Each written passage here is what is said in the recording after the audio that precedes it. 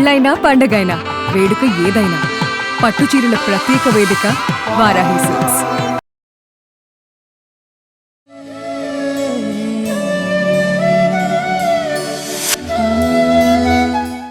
నమస్తే, welcome to Suman TV. Jayasimha ఉవాచ. నేను మీ కృష్ణవేణి.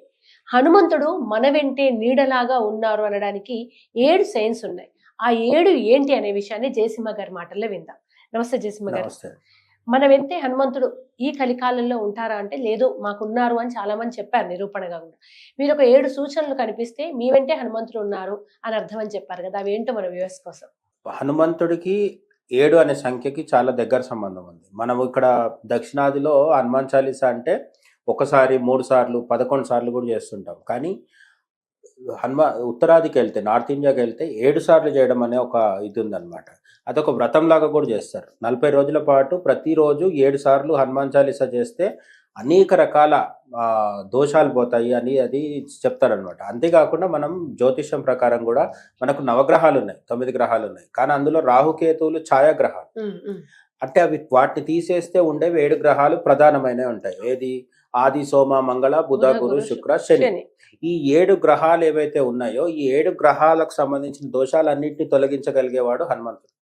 మామూలుగా హనుమంతుడిని నమ్ముకుంటే జరగదంటూ ఏది ఉండదు. కాబట్టి 7 సంఖ్య అనేది ఖచ్చితంగా హనుమంతుడితో చాలా దగ్గరి అనుబంధం ఉన్న సంఖ్య. 7ని ఆశ్రయించడం ద్వారా అంటే 7 ఇప్పుడు మీకు అమ్మవారి దగ్గరకు వచ్చేసరికి పంచ సంఖ్యకి చాలా ఇంపార్టెంట్. మీకు లలిత సహస్రనామాలలో కూడా పంచ పేరుతో నామాలు వస్తాయి. అంటే ఏంటంటే 5 సంఖ్యతో ఏది చేసినా సరే అమ్మవారు తొందరగా అనుగ్రహాన్ని ఇవ్వడం. అంటే 5 ప్రదక్షిణాలు చేయడం, లేదంటే 14 అట్లా.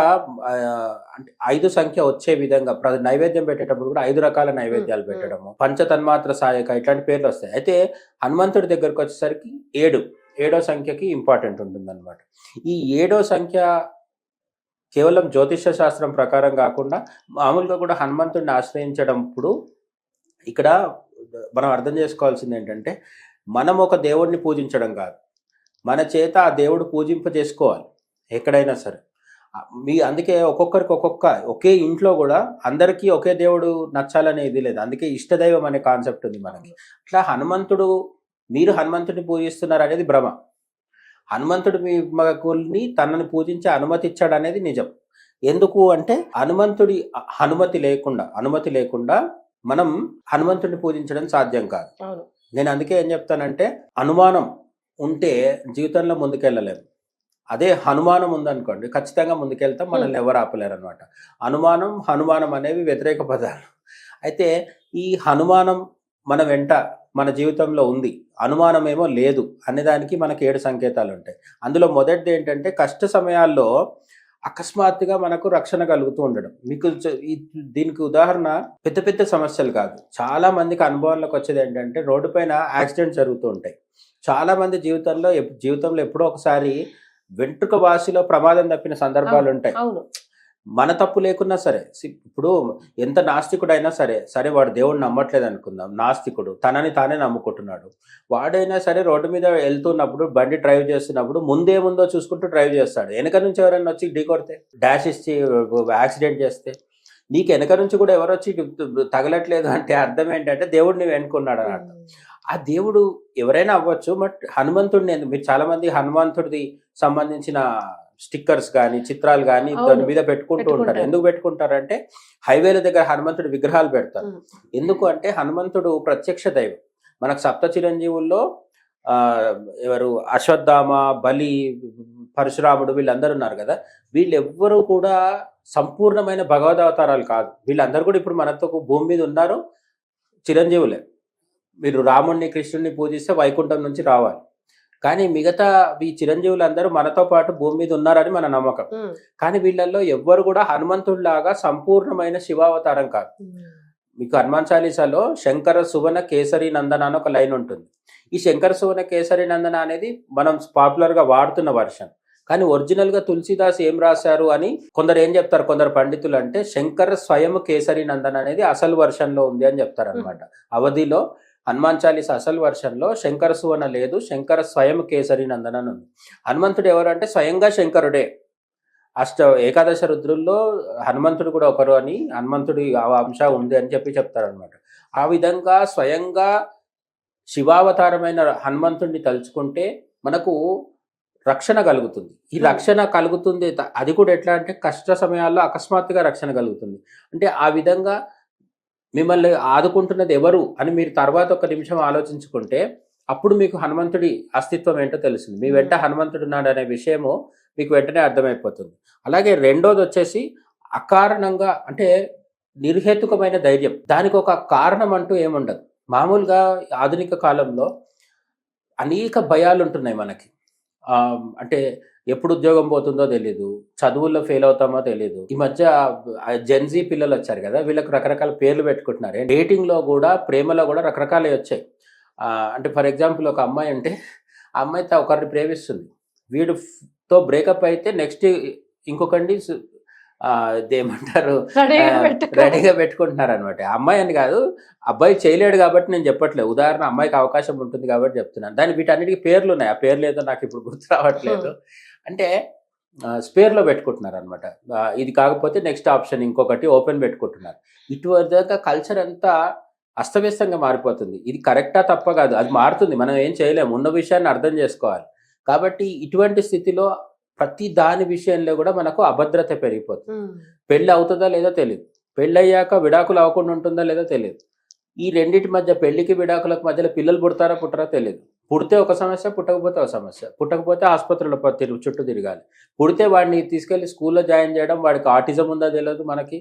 ఇటువంటి అనేక సమస్యలు, ఆరోగ్య సమస్యల నుంచి మొదలు పెడితే ఆర్థిక సమస్యల దాకా మనకి అనేక రకాల అభద్రతలు ఉండడం వల్ల ఇన్నిటి మధ్యలో మనకు ధైర్యం కావాలి అంటే మనకున్న ఏకైక దిక్కు ఎవరు అంటే హనుమంతుడు.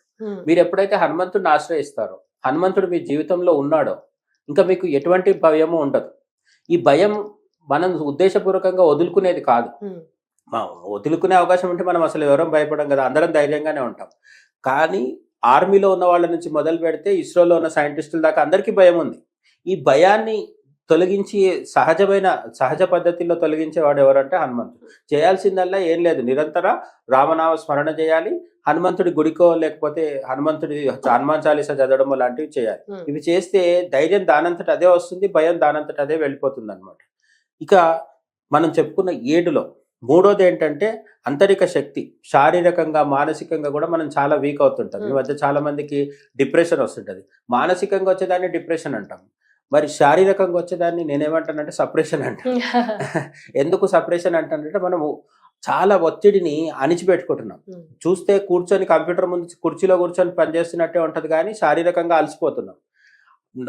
వెన్నెముక నొప్పి వస్తుంటుంది, శరీరం ఏమంటారు మొత్తం శిథిలమైపోయినట్టు అనిపిస్తుంది. మానసికంగా అయితే ఇక చెప్పేదే లేదు, రకరకాల సమస్యలతో సతమతం అవుతున్నాం. ఈ శారీరక మానసిక సమస్యలు అన్నిటినీ కూడా మీరు ఒక అరగంట పాటుకు హనుమంతుడి సమక్షంలో గుడికెళ్ళి ప్రదక్షిణాలు చేయండి, లేదు హనుమాన్ చాలీసా చదవండి. ఇటువంటివి ఏవి చేసినా సరే హనుమంతుడితో టైఅప్ అయితే మిగతా అందరి దేవుళ్ళ కంటే కూడా ఫాస్ట్గా శారీరక మానసిక ఉత్సాహం కలుగుతుంది. హనుమంతుడు తమోగుణం, ఈ రెండు వ్యతిరేకం. ఎప్పుడైతే హనుమంతుడు మీ జీవితంలోకి వస్తాడో బద్ధకము, అదే చెప్తారు కదా, బుద్ధిర్బలం యశోధైర్యం నిర్భయత్వ వరోగత అజాడ్యం వాక్పటుత్వంచ హనుమత్ స్మరణాత్మవేత అంటారు. జాడ్యం ఉండదు, వెంటనే లేచి పని చేయాలనే ఉత్సాహం కలిగిస్తాడు. ఆ ఉత్సాహం వచ్చిందంటే శరీరం మనసు ఇది ఉన్నట్టే కదా. కాబట్టి కొంతమంది డాక్టర్ చెప్పే నిర్వచనం ఏంటంటే మీకు అనారోగ్యం ఉందా, రోగం ఉందా అనడానికి ల్యాబ్కి వెళ్ళి టెస్ట్ చేయించుకుంటే వాడు ఏదో ఒక రోగం చూపిస్తాడు. బ్లడ్లో తక్కువ ఉంది, యూరిన్లో పెరిగింది, కిడ్నీలు బాగాలేవు, ఏదైనా చెప్పొచ్చు. ఇన్ని సమస్యలు ఉన్నా సరే కొంతమంది పని చేస్తూనే ఉంటారు. ఏ సమస్య లేకుండా ఆరోగ్యంగా ఉన్నా సరే కొందరు ఏం చేయలేరు.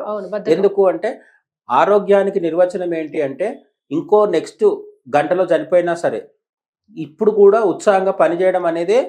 అబ్దుల్ కలాం గారు మణిపూర్లో 80+ ఇయర్స్ అప్పుడు మాట్లాడుతూ కుప్పకూలిపోయారు. అది ఆరోగ్యం అంటే. ఏ అనారోగ్యం లేకుండా సిక్స్ ప్యాక్ బాడీ చేసుకొని కండలు పెంచేసి అది కాదు, అది కూడా చేయాలి. ఎక్సర్సైజ్ చేయొద్దని కాదు నేను చెప్పేది, కానీ ఎక్సర్సైజ్ చేసినా సరే మనలో బద్ధకము తమోగుణం ఉంటే అది ఆరోగ్యం కిందికి రాదు. ఆ తమోగుణాన్ని తొలగించే దైవము హనుమంతుడు అనమాట. మన 7 సంకేతాలు, హనుమంతుడు మన వెంట ఉన్నాడు అనే దానికి 7 సంకేతాల్లో 4వది ఏంటంటే హనుమంతుడి పట్ల ఆకర్షణ. నేను ఇంతకు ముందు కూడా చెప్పాను కదా, హనుమంతుడిని మనం పూజించడం కాదు, మన పూజ అందుకోవాలా లేదా హనుమంతుడు నిర్ణయించుకుంటాడు. మనకు జన్మ జన్మల అనుబంధం కూడా ఉంటుంది. గత జన్మలో ఎప్పుడో చేసిన హనుమద్ ఆరాధన ఏదైతే ఉంటుందో అది మళ్ళీ ఇక్కడ క్యారీ ఫార్వర్డ్ అవుతూ ఉంటుంది.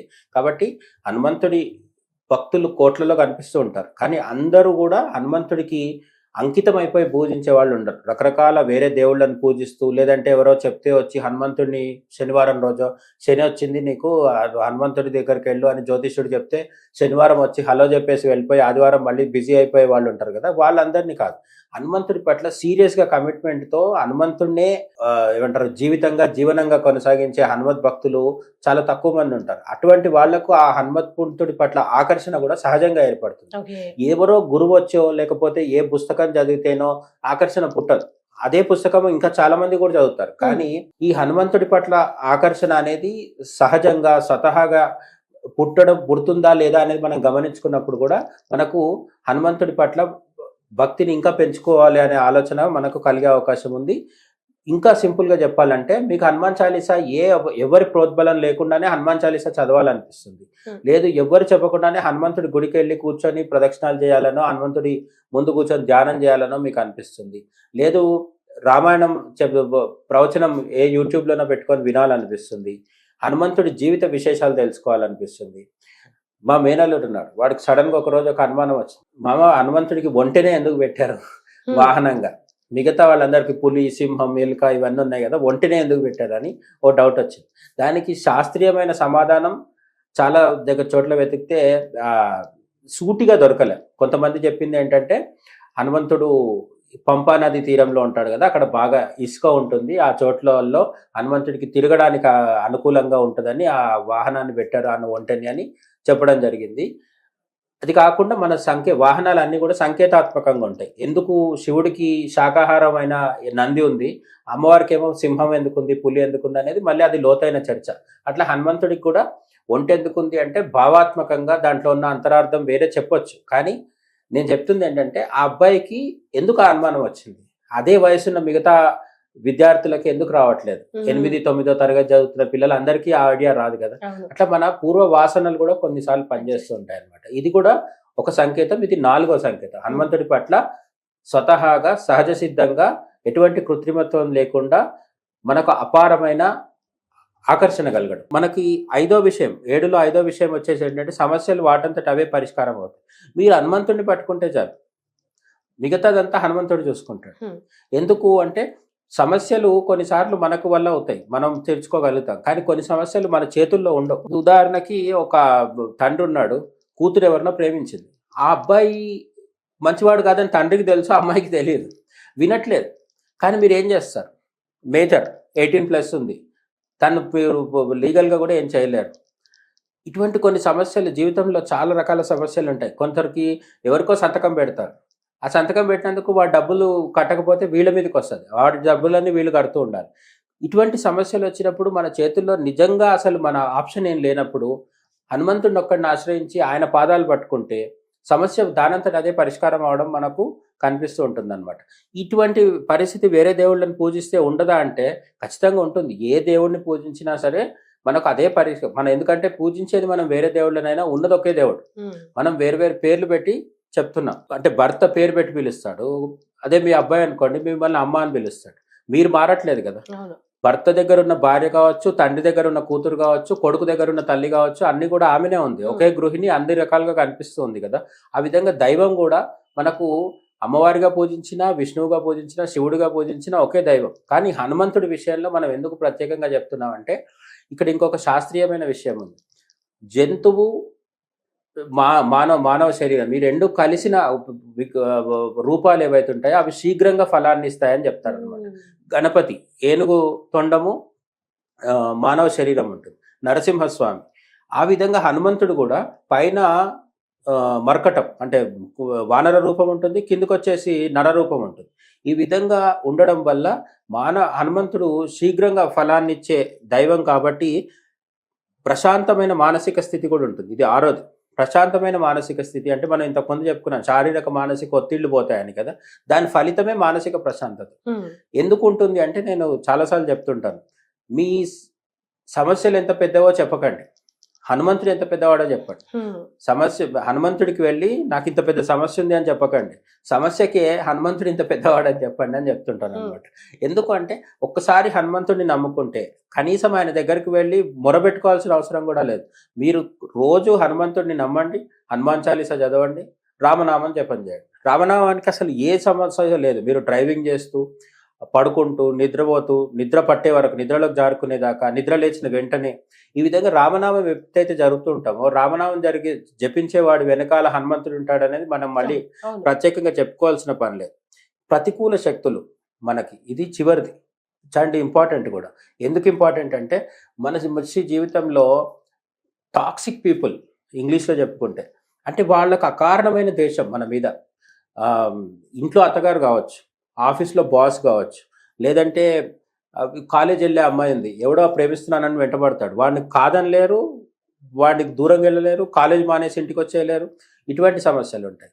ఇవన్నీ కాకుండా ఈర్ష్య, ద్వేషం, నెగటివిటీ ద్వేషాలు ఇవన్నీ ఉంటాయి. ఉంటాయి. ఇవన్నీ కాకుండా కొందరు మంచిగా నవ్వుతూ మీతో ప్రవర్తిస్తున్న ఫ్రెండ్స్, నవ్వుతూ రోజు కూర్చొని బార్లో మందు కొట్టేవాడు కూడా వీడికి తెలియకుండా వెనకాల గోతులు తవ్వుతుంటాడు. ఉమ్, ఉమ్, మనం క్రైమ్ న్యూస్ సెక్షన్కి వెళ్తే వాడి ఫ్రెండ్, వీడి భార్యతో అఫైర్ ఉంటుంది, ఎవరిని నమ్మడానికి లేదు. అవును. అయితే ప్రపంచం పాడైపోయిందంటే ప్రపంచం ఎప్పుడు ఇట్లే ఉంటుంది. 50 ఏళ్ల కింద కూడా అప్పుడున్న జనాభాకు సరిపడా క్రైమ్స్ జరుగుతున్నాయి. ఉమ్, మనకి ప్రొటెక్షన్ ఎక్కడి నుంచి వస్తుంది అంటే హనుమంతుడిని మీరు ఎప్పుడైతే ఆశ్రయిస్తారో అటువంటి చెడు వాళ్ళని, మీకు హనుమాన్ చాలీసాలో కుమతి నివార సుమతికే సంజ్ఞ అని ఉంటుంది. హనుమంతుడు ఎప్పుడు కూడా మంచి స్వభావం ఉన్న వాళ్ళది, మంచి బుద్ధి ఉన్న వాళ్ళ దగ్గరే హనుమంతుడు ఉంటాడు.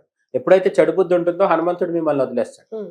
కాబట్టి మనకు మంచి బుద్ధి ఉండాలి అంటే మన చేతుల్లో లేదు. కాబట్టి మనం హనుమంతుడిని ఆశ్రయించి మంచి బుద్ధి ఇవ్వమని అతన్ని అడిగితే హనుమంతుడే మనకు మంచి బుద్ధి ప్రసాదించి మన చుట్టూ కూడా మంచి వాళ్ళు ఉండేలాగా కూడా హనుమంతుడే చూసుకుంటాడు అనమాట. ఇవి 7 మనకు సంకేతాలు. అంటే మీరు ఏ ఇబ్బంది లేకుండా సమస్యలు సాల్వ్ అవ్వడం, ఏ కారణం లేకుండా ధైర్యం రావడం, ఇవన్నీ సంకేతాలు. Okay, thank you so much. జై శ్రీరామ్.